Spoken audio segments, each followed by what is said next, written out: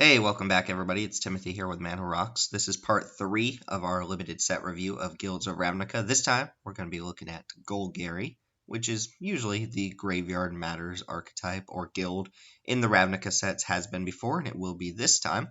We can jump right into the mechanic here with Undergrowth. If you hear me say Overgrowth in this video a bunch of times, that's because I clearly can't remember what the cards um, ability is, but I believe Overgrowth is the name of an actual card, and Undergrowth is the name of the mechanic that we're working with here, but kept getting it mixed up in my other videos.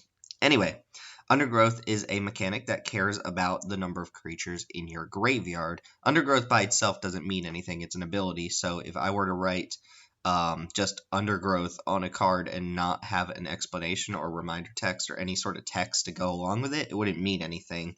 So the effect changes from card to card, essentially. The more creatures you have in your graveyard when you use an Undergrowth ability, the more effective it's going to be. And this also means that Undergrowth is hateable. Your opponent may find ways to exile creatures out of your graveyard, or maybe shuffle cards from your graveyard back into your library, or maybe you even return creatures from your graveyard back to your hand or something like that, and that actually diminishes Undergrowth. There is a little bit of a fundamental problem with this. It's not a problem that's going to come up game to game to game, but it will come up sometimes where your creatures just aren't dying. Maybe your opponent's brick walling you with walls or something like that, or just bouncing your creatures and tempoing you. If your creatures aren't actually going to the graveyard, then your Undergrowth cards get a lot worse, but thankfully Golgari has a lot of ways to fuel its own Undergrowth even outside of combat, and for the most part, creatures just naturally die in combat as games go on, so you can expect your Undergrowth cards to get better as the game goes on and be a little bit worse in the early games. We're going to skip straight over the sideboard cards for this video since there aren't very many that are geared strictly towards sideboard or build-around type cards. In general, Undergrowth is kind of a build-around mechanic, but not in a strict sense, since you can just play a natural game and creatures will go to your graveyard, so not a lot of build-around potential to a lot of these cards. Now, we're going to start with the low-pick playables. These are the cards, again, that I'm not super excited about. I hope to wheel them rather than pick them up in the early parts of a pack, and even when you do wheel them, you're not super excited about them. First Golgari card here is Pitiless Gorgon. It's 1 and double black-green hybrid mana, so 3 mana total. For a 2/2 Death Touch, it is a common Gorgon creature. I'm not in love with this card. We'll see here, actually not in this video, but in the generic leftovers video, that there's a 1/1 Death Touch for 1 in this set, and that just seems not strictly, but much better than Pitiless Gorgon. Since this creature is going to trade off almost no matter what, your opponent's usually incentivized to trade off with the Death Touch creatures as soon as possible, then I would rather have the cheaper 1/1 Death Touch than a 2/2 Death Touch. It is nice to have a surplus of Death Touch creatures since they do trade off pretty easily, and Golgari's whole thing is that you want to get creatures into your graveyard, so you'll usually snap off a block with this Gorgon. And it attacks a little bit better than a 1/1 Death Toucher, but it's still not a great card. 3 mana 2/2, even with Death Touch, isn't great. It's a better blocker than it is attacker, so keep that in mind. Next up, we have a rare that I could be wrong about, but I'm just not super excited about him. That's Mausoleum Secrets. It's 1 and a black for, again, a rare instant, and it has Undergrowth. It says, search your library for a black card with converted mana cost of less than or equal to the number of creatures in your graveyard. Put it in your hand, shuffle, blah, blah, blah, all that tutor stuff, right? So you've got a tutor here, but A, it only tutors for black cards, and B, it only tutors cheap cards usually. I guess at some point in the game, this will be able to tutor up any black card if you have enough creatures in your graveyard. But even then, I don't think tutors are great. In Limited, you have to have very specific cards or bombs in your deck in order for tutoring to be really worthwhile. Using a card to just go fetch up a card is something I'm not super excited about, but I will say that Mausoleum Secrets is cheap enough. 2 mana and instant speed is flexible enough that if you get a deck that can fuel Undergrowth, or you have silver bullet cards in your deck, ways to interact with your opponent in meaningful ways, then Mausoleum Secrets can be the type of card that you're excited about. An example of this would be if you're playing against Selesnya and you have the black card that gives everything -1/-1, that would be a perfect kind of answer to go fetch up with Mausoleum Secrets, but you would have to make sure that you have 3+ creatures in your graveyard ahead of time. Not super excited about tutors in general, but this one's cheap enough that you could play it if you have ways to get creatures in your graveyard. Erstwhile Trooper is 1 black-green for a 2/2 common zombie soldier. It says discard a creature card, it gets +2/+2 and trample until end of turn. Activate this ability only once each turn. So this is a type of creature that does not get blocked very easily. A lot of times this will read as 3 mana 2/2 unblockable in the early game, and you'll see this with a couple cards that Golgari has ways to pitch creatures to the graveyard through activated abilities on creatures that are already on the board, which is obviously a nod to Undergrowth. It's a way to fill up your graveyard without combat naturally having to happen or without having to self-mill yourself or things like that. My problem is that you normally don't want to discard creatures. I think a creature in your hand is usually better than a +1 on your Undergrowth abilities. There are times where you'll do that, and the fact that you can just threaten this activation means that your opponent might not block this creature, and it does hit pretty hard if you do discard. Moving on to the medium power level cards, we got quite a few in this category, starting with Rizzo Lurcher. I don't know what's up with these Golgari names. This guy is 2 black-green for a 2/2. It is a common fungus zombie, and it has Undergrowth. It says when it enters the battlefield, it gets number 1/1 counters, equal to the number of creature cards in your graveyard. I read that wrong. It's not a triggered ability. It just enters with those counters, so your opponent can't burn it in response if it's a 2/2 or something like that. So we're going to see another card that's very similar to this one. This card is significantly better, I think, than the one we'll see here in a couple minutes, but I think this card's good. You do have to get maybe 2 creatures in your graveyard before this is something you're excited about, and this is kind of the problem that I mentioned with Undergrowth before, is that let's say you curve, 2-drop on turn 2, 3-drop on turn 3, and then you're holding this on turn 4, but nothing's died yet. Creatures haven't traded in combat. You haven't been in a position to attack. Your opponent hasn't blocked. Something like that. You haven't actually put creatures in your graveyard yet. Well, you don't really want to cast this card. And we'll see this with a lot of Undergrowth cards, that if the game's going well and you're trading off early, or your opponent's using removal spells and things like that, then your Undergrowth cards are really underpowered when it gets to the point in the curve that you normally want to cast a card like this. Where this card shines is in the late game when creatures have traded off in combat. Your opponent's been forced to kind of block a couple things, or you've sacrificed some of your own creatures to effects, and then this might potentially be like a 4-mana 5/5 or 6/6 or even bigger than that, right? Or maybe you do have a game plan where you self-mill yourself, and then turn 4 you get to drop this as a 4/4 or better, and that's pretty good. So I think this card is fine, but there are times where you're going to be holding it on turn 4 and there aren't actually creatures in your graveyard. And keep in mind, if you're playing against Golgari, that might be a game plan. You might want to take a little bit of early damage from their attackers, or you might want to hold on to your removal spell for their early game creatures, since it does kind of shut down their Undergrowth. You got to keep in mind when you're playing against Golgari, the more creatures you kill early on in the game, or the more creatures you trade off or block or just eat in combat, the better some of their late game cards are going to be. Next up, we have Moodmark Painter, 2 black for a 2/3 common human shaman. It has Undergrowth. When it enters the battlefield, target creature gains menace and gets +X/+0 until end of turn, where X is the number of creatures in your graveyard. So very similar to the Rizzo Lurcher, in that if you play this on turn 4, or you curve into it on turn 4, but you haven't quite put creatures in your graveyard yet, it kind of missed the mark, right? The Moodmark. Get it? Anyway. Everything I said about the Lurcher is true for the Painter. The longer the game goes on, the more creatures that die, the better this card gets. But as a 4-drop in your deck, it's the type of 4-drop that you might not actually be casting until turn 6 or something like that. One thing I'll say about these Undergrowth cards that are a little bit more situational is that they make for pretty decent top decks once the late game has actually gotten there. Once both players are kind of stalled out and you're looking for an advantage, then the Undergrowth cards seem like they get a little bit better. But on turn 4, I guess if you have 1 creature in the graveyard and you still somehow have a creature on board to attack, maybe you traded off 2 drops, and then you played a 3-drop, and then you play this, giving +1/+0 and menace to your 3-drop seems like it's pretty decent. So I think this card's fine. I don't think you want multiples of this sort of effect, since the body itself, a 4-mana 2/3, isn't too exciting, as opposed to the Rezone Worker, which is often going to be pretty big. So pick up one of them, I think, but don't prioritize it very highly. Golgari Raiders is the card I was talking about, very similar to Lurcher. It is 3 and a green for a 0/0 uncommon Elf Warrior. It has haste, and it enters the battlefield with a 1/1 counter for each creature card in your graveyard. So it has the same ability as the Lurcher plus haste, the difference being that it starts off as a 0/0, whereas the Lurcher is a 2/2. And I just don't really like this card at all. You can't even really play this card on turn 4 unless you're doing some serious self-milling or something kind of crazy is happening.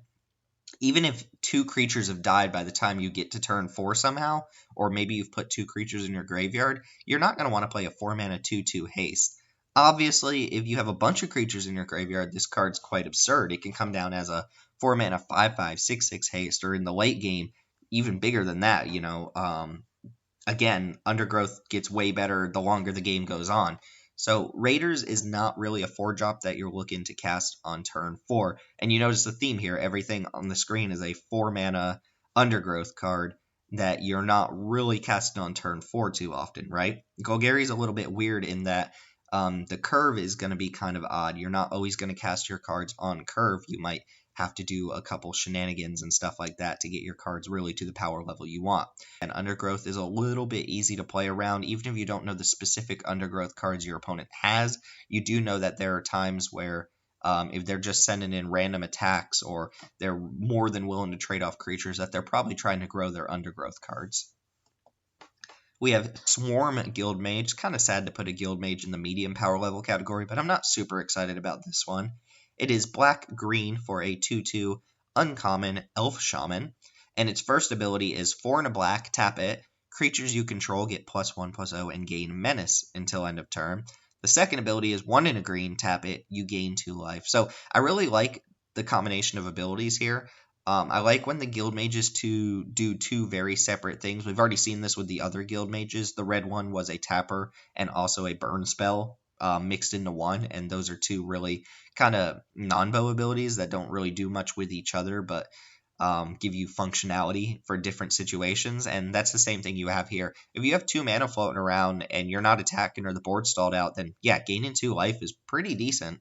And doing that every turn means that you're going to be able to survive into the late game to make your Undergrowth matter.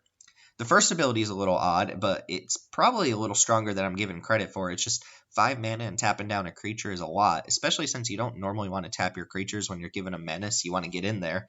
I think Guildmage is going to be at its best in like an Abzan color deck when people are combining Selesnya and Golgari together.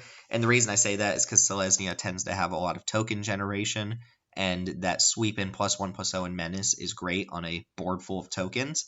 I don't think it's going to be at its best in Golgari, but if you can manage to stick some of these Undergrowth cards as huge threats, they come down with a bunch of counters, you can do worse than giving a menace. Not super excited about this guild mage, but it functions, it's good, it's solid. I'll pick it up once I'm in Golgari, but I'm not picking it as highly as some of the other guild mages. Foragers, 4 and a green for a 4/4 Insect Scout. It's a common. It has Undergrowth. When it enters the battlefield, you gain 1 life for each creature in your graveyard. So this could be a 5 mana come down, gain 5 life, which could be game changing against certain decks. If you're playing against a hyper aggressive deck, a Boros deck for instance, and you play this, you've traded off a bunch of creatures and you gain, I don't know, 3 or 4 life, that could be very stabilized, and it is a 4/4. It's just not a card that I want multiples of most of the time. I think it's going to play out fine, and I think Golgari decks will usually play 1 and be happy to pick it up, but it's a card that a lot of other decks might not be interested in. I could see playing it in Selesnya too. Basically, if you're green, you might be interested in the first one of this, but it's going to be at its best in Golgari, obviously, given that Golgari is often going to build itself towards Undergrowth. Spore Shaman is black-green mana, so 2 mana for a 3/1 uncommon Elf Shaman. It says when it enters the battlefield, you put the top 3 cards of your library into your graveyard. You may put a land card from your graveyard on top of your library. Alright, that's a little bit weird. Obviously, this is meant to be a good curve out into your Undergrowth cards, and I think it's going to be a very important card for your decks. It's not insane or anything like that. A 2-mana 3/1 is a card that trades off pretty easily and, sometimes gets in a good amount of damage, but the idea here is you play this, you stick a bunch of creatures in the graveyard. You might put a land back on top of your library if you know that you need to draw a land. That's a little bit weird tacked onto this. I wish it just let you put like a creature on top of your library, but that's a little counteractive to Undergrowth, so I get it. At any rate, this helps fuel and turbo out your Undergrowth cards. If you can stick this and put, I don't know, 2 creatures in your graveyard on turn 2, then that sets you up pretty nicely to be casting your Undergrowth cards on curve. And at any point in the game, it just mills yourself. Your graveyard is a resource. We mentioned that with Dimir, so use this card as a resource, and it essentially draws you cards in some decks. If you have ways to take advantage of the cards in your graveyard, then you're looking at a pretty decent card here. Nice little curve filler. It gets worse as the game goes on. You really want to cast it on turn 2, but I don't think a lot of other decks are going to be interested in it, so if you're in Golgari and not a lot of other people are, you might get rewarded with these guys. Okran Assassin, I don't know. This assassin is 1 black-green for a 1/1 uncommon elf assassin. It has Death Touch again, and it says all creatures able to block it must do so. So you get the idea here. You have a creature that attacks in, everything has to block it, the rest of your creatures get to swing in pretty freely, and then it has Death Touch, so it gets to trade off with the biggest thing that blocked it. I like the design of it. It's fine. If you can pump it, or you can give it indestructible, or you can make it survive combat, then it's a lot better. If you can pump this mid-combat and your opponent doesn't have any sort of interaction, then you're probably going to take out a bunch of creatures. You might even like 3-for-1 them, and then all your other creatures get to attack freely. It seems nice to me. It is just another Death Touch creature for Golgari. Golgari has quite a few Death Touch creatures floating around. We've already seen one. This is the second one, and I think the card's fine. Again, you want to be trading off creatures as much as possible in Golgari so that your Undergrowth cards are better, so I think this is going to be a fine card, but sometimes it has to play defense, and that's not necessarily the worst place in the world for it. Undercity Uprising is 2 black-green for a common sorcery. It says creatures you control gain Death Touch until end of turn, then target creature you control fights target creature you don't control. I kind of like this card. It reminds me a little bit of Hunt the Weak, since it's a 4-mana fight spell that's almost always going to kill whatever you target from the opponent. Unfortunately, it doesn't give a power or toughness boost, so you're probably going to lose your creature in a large number of situations, but given everything Death Touch until end of turn seems nice. It means you can attack with anything you feel comfortable losing, and your opponent either has to take the damage or lose a creature to block it. And that seems decent to me. It's sorcery. There's no instant speed. Give everything Death Touch. That would be absurd. So it's fine. I think this is a solid common. You'll probably play one. It gets a little bit clunkier later on. And keep in mind, even if you lose your own creature to the fight, that seems fine. You do want to fill your graveyard up. Sometimes you're going to fight just to put an extra card in your graveyard, and I think this is a decent way to do it. High power level cards. You'll see Golgari has a lot of high power and bomb cards here. Quite a few bombs in Golgari, which is not necessarily the worst thing in the world.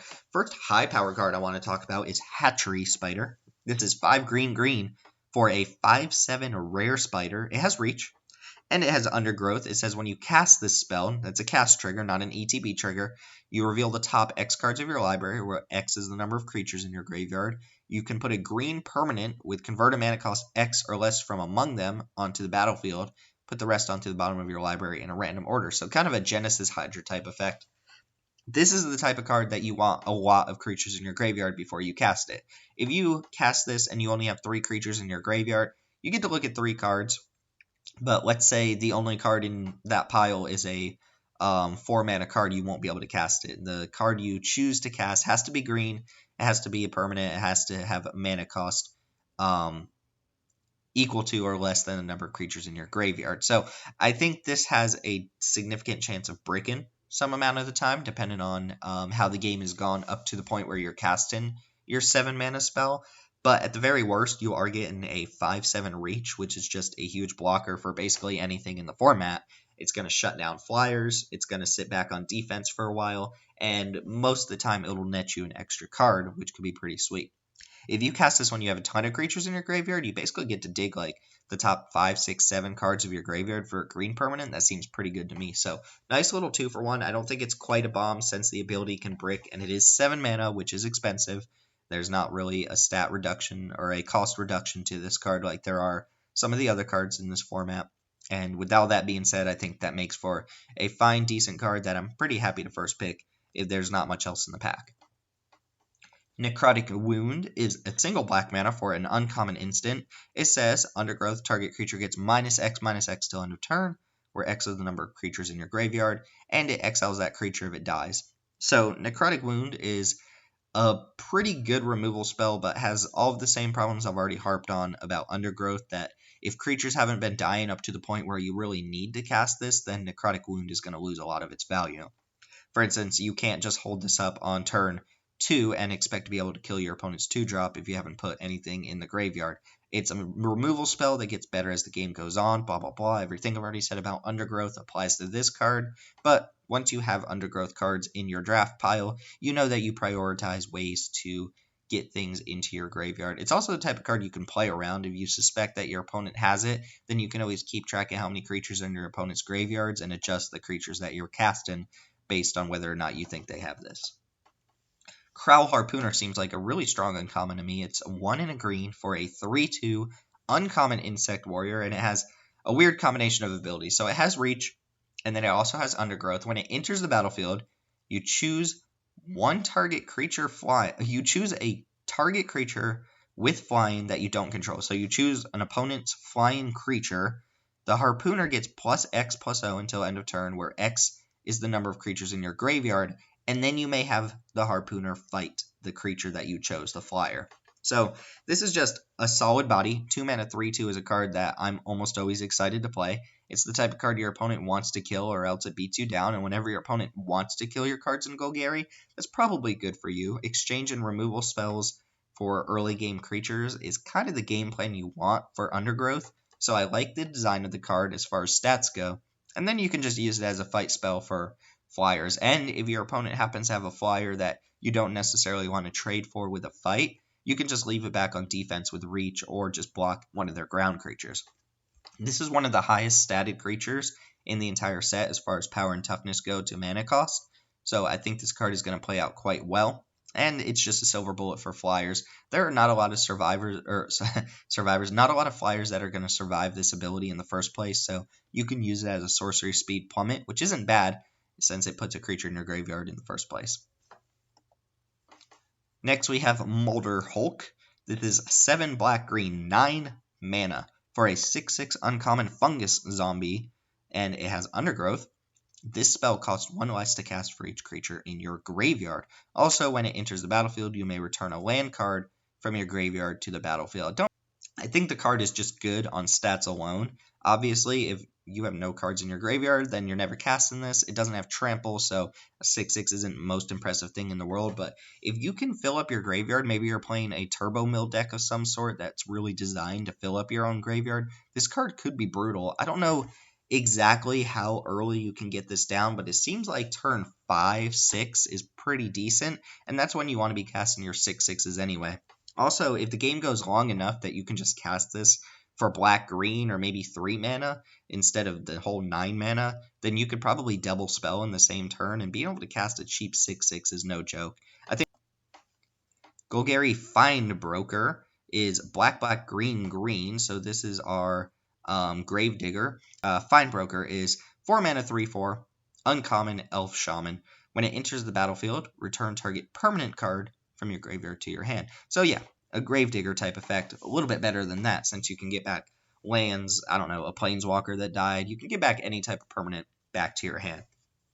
This is a type of card that plays well with self-mill. It also plays well with just your big Molder Hulks and your Harpooners and your other great cards. The more quality cards you have in your deck, the better. It also just lets you run out one of your Undergrowth cards early on, use it to possibly trade, even if you have to trade down, and then get it back later, and it'll be much better later on in the game. I think Finebroker is a fine card. Again, other decks are not going to be able to splash this sort of creature in their deck, so if you identify that Golgari is open and people are opening these, well, you get rewarded. Gravedigger is always a fine card. This is a little bit better than a Gravedigger on ability alone, and the stats really make up for it. It's a 3/4 for 4 colored mana, which is going to be hard to cast sometimes, but I think it rewards you quite nicely. And we have Vigor Spore Worm. Having a green for a 6/4 common worm. It has Undergrowth. When it enters the battlefield, target creature gains Vigilance and gets +X/+X until end of turn, where X is the number of creatures in your graveyard, and also for some reason can't be blocked by more than one creature. So it has like Reverse Menace, like Bristling Boar or Hungering Hydra. This card seems fantastic to me. It's one of the more expensive Undergrowth cards, whereas, Motor Hulk usually costs a little bit less, probably around 6 or less mana. Vigor Spore Worm is just 6 mana, but it adds a lot of power to the board, and it usually gives you a pretty good attack. Also gives that creature Vigilance, which means it can attack pretty freely, but let's say you have, 3 creatures in your graveyard by the time you get to turn 6 and you cast your 6-drop. This gives another creature +3/+3 in Vigilance till end of turn, and you add a 6/4 to the board. To the bird. Seems like a pretty strong card to me. A 6/4 seems nice, and if you can chain these together, maybe you play one turn and then one the next turn, then I feel like you're adding a significant amount of power to the board. Should be able to take down the game quite easily there. Works very nicely with Tramplers, works very nicely with Flyers. Card that I think you're pretty excited to always play the first of, and probably even the second of in most decks. Lotlith Giant is a card that, even having it in the high power level category, I might be underrating it, but it could also just be overrated too. It's 6 and a black, 7 mana, quite a bit, for a 6/5 uncommon zombie giant. It has Undergrowth. When it enters the battlefield, it deals 1 damage to target opponent for each creature in your graveyard. Alright, so the reason I have this in the high power level category is that there are going to be games where you beat your opponent down, you get them down to like 5 or 6 life, and they've stabilized, the board's stalled out, maybe they're beating you, and you could just draw a Lotlith Giant and win the game. If you have enough creatures in your graveyard, this will just win the game sometimes. It's the type of card that if you get it back with Fine Broker and you play it multiple times in the same game, well, you could just win the game off of the back of the Giant alone. That being said, there are going to be times where, you only have 2 or 3 creatures in the graveyard, you cast this, and it bolts the opponent, which is nice, but you did pay 7 mana for it, so it's not insane or anything like that. If you can recur this card, if you can get it back multiple times, then you can use this as your actual win condition.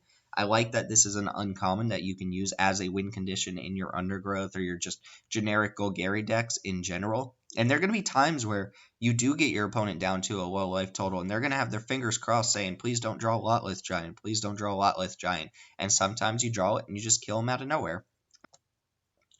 Braska, kind of pains me to put a Planeswalker underneath the bomb category, but let's read it. Braska Golgari Queen is 2 black-green for a 4 loyalty Planeswalker. She's a mythic. She's a Vraska. She's legendary, whatever. +2, you may sacrifice another permanent. If you do, you gain 1 life and you draw a card. Worth noting that sacrificing the permanent is part of the resolution, so if you +2, you don't have to sacrifice anything at all. It just doesn't do anything. -3, the important part of Vraska, is destroy target non-land permanent with converted mana cost 3 or less, which is Abrupt Decay, if you're aware of that card.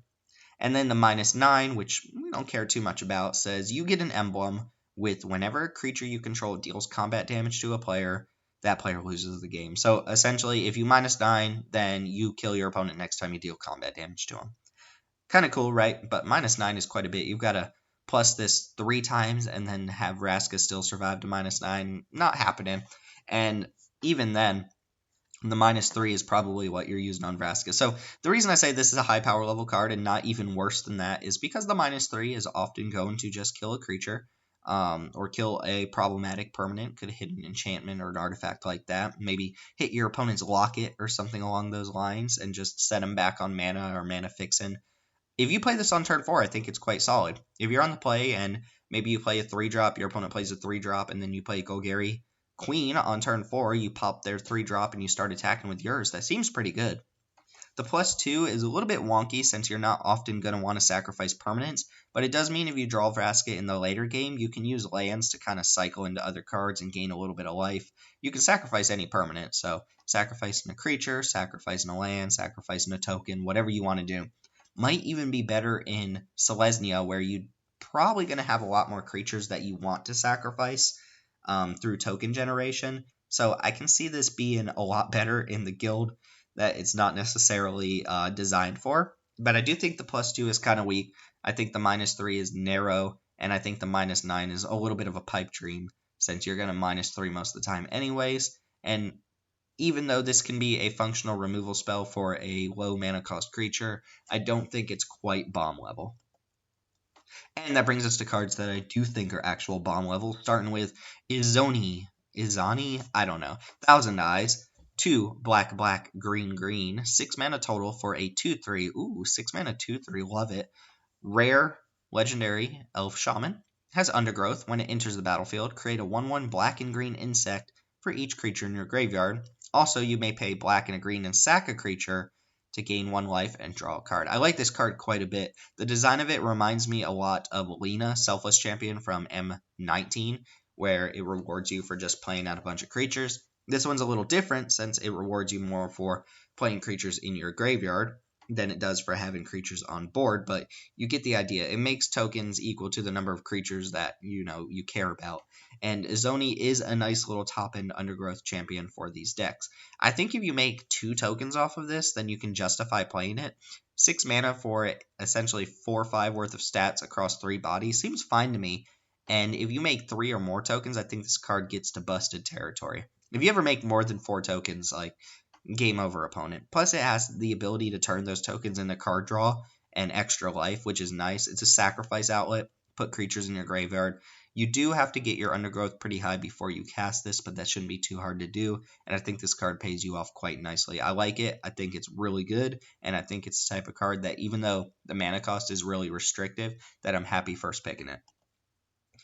First Golgari split card here is Status or Statue. Status is black-green. Oh, this is the uncommon, by the way. Status is a black-green hybrid mana, so a single mana for an instant that says target creature gets +1/+1 and gains Death Touch until end of turn. In some situations, that's just a removal spell. That's basically sacrifice a creature, destroy target attacking creature, or blocking creature, or something along those lines. Or, it could just get you through a wall. If your opponent's walling up, you give your attacker Death Touch, and bye-bye wall. Now, status is cool and all, but I think statue is what you're really drafting this card for. It's 2 black-green for an instant. Destroy target artifact, creature, or enchantment. So a more expensive Putrefy, but it can also hit enchantments, which Putrefy could not. I think this is a bomb. Maybe not a bomb, but a first pick, right? You would take 4 mana, destroy basically anything your opponent can have at instant speed, with the additional upside of sometimes being able to cast status if that's necessary. I don't think you should be casting status too often, since statue is going to be a little bit more towards what you want. But this card's just great. Flexibility, does a lot of things, destroys a lot of targets. Unconditional removal spells are first picks when you don't open actual bombs, and I think Status or Statue is going to be one such card. Carnal Troll is 1 black-green for a 4/4 rare troll. 3 mana 4/4, has trample, alright, more upside. At the beginning of your upkeep, exile a creature card from your graveyard. If you do, put a 1/1 counter on Carnal Troll, otherwise sacrifice it. And it has black-green, discard a creature card, put a 1/1 counter on Carnal Troll. So this is the beatdown incarnate right here. This card can definitely just steal a game and smash your opponent, but you have to have a steady stream of creatures in your graveyard. This is not an Undergrowth card per se, but it highlights all of the same problems with Undergrowth, and it kind of plays against the theme of Golgari, right? If you play this on turn 3 and you just start exiling creatures out of your graveyard every turn and then they deal with your Carnal Troll, well, your Undergrowth count's going to be really, really low, right? Especially if you discarded creatures from your hand to the second ability. I think the best way to play this is to have Surveil as an engine to kind of put creatures in your graveyard, and don't play it alongside a bunch of Undergrowth cards. If your deck is really dependent on Undergrowth, then Carnal Troll is a little bit counteractive to your game plan. However, you just play this on turn 3, you somehow ditch 2 of the 3 creatures in the graveyard. This is going to be a 5/5 attacker by the time it attacks. a 6/6 the next turn. If you ever have to discard a card, it's going to be a 7/7, and this thing has trample. Seems pretty brutal. So I think this is the type of build around bomb that can definitely win a game if you play it on turn 3 and you support it, but it's a little bit of a dangerous card in the guild that it's designed for. Assassin's Trophy, everybody's hyped up card for the set, is black-green for a rare instant. Destroy target permanent an opponent controls. Its controller may search their library for a basic land card, put it onto the battlefield, then shuffle their library. Look, I'm going to go ahead and just step up on a pedestal real quick and say that I think this is possibly super overrated, but not bad, right? Obviously, I'm putting it in a bomb category. It's not bad, but I know people are going to mess up with this card. Do not cast Assassin's Trophy on your opponent's 2-drops and their 3-drops. Ramping your opponent in limited is a good way to die and a good way to get crushed. Also, keep in mind, people are going to be playing 3-color decks, and you're letting them search up a land. They're going to be going to get their splash mana, and you probably just helped them out. Assassin's Trophy is really good as a self-destruct button or a just destroy target permanent button for your opponent's best cards. You do not want to use this on their early game creatures. You want to hold this until your opponent has a permanent that you otherwise can't deal with. A big flyer, a big creature, or something that's blocking you, right? You don't want to just use this on your opponent's 2-drop and then ramp your opponent ahead and start facing down even bigger creatures. Look, I'm never past an Assassin's Trophy. The versatility of the card is great. You would always play Path to Exile if it was printed in these sets, right? So ramping your opponent, giving your opponent extra land is, yes, a huge downside, but that doesn't mean that the card's bad. I do think it's overhyped. I think people are overestimating the fact that, being able to destroy a permanent doesn't win you the game. You still need to actually win games, but having good removal is good, and Assassin's Trophy is definitely good removal. Underrealm Lich is another mythic rare. Here we have free black-green for a 4/3 mythic zombie Elf Shaman. It says, if you would draw a card, instead look at the top 3 cards of your library, then put one of them into your hand and the rest into your graveyard. You may also pay for life, and the Lich gains indestructible until end of turn, and tap it. Essentially, it regenerates, right? This card seems kind of nuts to me. The fact that every single time you draw, even if you're not just drawing for turn, but anytime you draw off of any sort of effect or drawing for turn, you get to just draw the best of the top 3 cards in your library and ditch the rest to the graveyard. It's worth noting that you can't actually deck yourself while you have Underrealm Lich out, because if you go to draw a card while you have nothing in your library, this replacement effect will stop you from drawing that card. So if somehow you do mill yourself out and you have no cards in your library, you're not necessarily just dead because of the Lich. Pay 4 life to give this thing indestructible seems very fair. 4 life is a lot, and it taps, so if your opponent's trying to get in there and trying to beat this card, they're going to have to use removal spells pre-combat. You're going to go ahead and activate, and then they're going to have to attack, but they're going to lose their removal spells, right? This plays out like Adanto Vanguard from, Ixalan or Rivals of Ixalan, where you could pay life to make it indestructible. The downside of tapping's pretty big. It means if your opponent's full of removal spells that they're going to be able to tap this down before combat pretty often, but it's a huge threat. It gives you card selection, fills up the graveyard, does everything you want in Golgari and then some, and very splashable in Selesnya decks or even in Dimir decks. So I think this card is a slam dunk first pick. Excited to see how quickly it can turbo you into some of the strong Undergrowth cards, but we'll see. I think it's just good. And we have Find or Finality, the rare Golgari split card. So Find is double black-green hybrid mana for a sorcery, so 2 mana sorcery. Return up to 2 target creatures from your graveyard to your hand. Alright, I'm already kind of in for that. Remember I said at the beginning of the video, taking creatures out of your graveyard is counterproductive to Undergrowth, but if you've already gotten to the point where your Undergrowth is at a high enough amount, you can use this to just get creatures back. And I tend to like these effects in sets lately. 3 mana return 2 creatures, soul salvage, things like that. They're just usually pretty good. And you can just use this to get back your silver bullet cards or your death touchers and play the stall game too if you need to. The other half, the much better half, is Finality, which is 4 black-green for a sorcery. 6 mana sorcery. It says you may put 2 counters, 1/1 counters on a creature you control. Then all creatures get -4/-4 until end of turn. So you get to grow one of your creatures, hopefully out of range of the -4/-4, and then you get to shrink everything on board. So another sweeper for the format. There aren't too many. We saw the Deafening Clarion. We see Finality here. but -4/-4 is enough to kill most creatures, and I think Finality is just going to be a fantastic card. Finality is definitely a card that Demir's interested in playing. It's definitely a card that Selesnya is probably interested in playing, and Find is a card that any green or black deck is interested in playing. So I think this card is fantastic. You're drafting it, you're splashing it, and you're happy to play it. And that covers everything for Golgari. I hope I've said the word graveyard and undergrowth enough. And I'll have to go back and see how many times I said overgrowth. Maybe quite a few times. Next time we're going to cover Is It. Is It is blue-red. They care about spells. They have Jumpstart, which is a flashback variant. And we'll talk about that when we get there. I think Golgari is going to be nice. I think it overlaps with Dimir very nicely. And I think it has a lot of sweet cards going for it, including a lot of really good top-end cards. So that's going to cover Golgari and part 3 of our Guilds of Ravnica limited set review. Stay tuned if for some reason you're still listening to part 4 with Is It. And as always, make sure you like, comment, and subscribe. My name's Timothy with Mana Rocks. Thanks for watching. I'll see you there.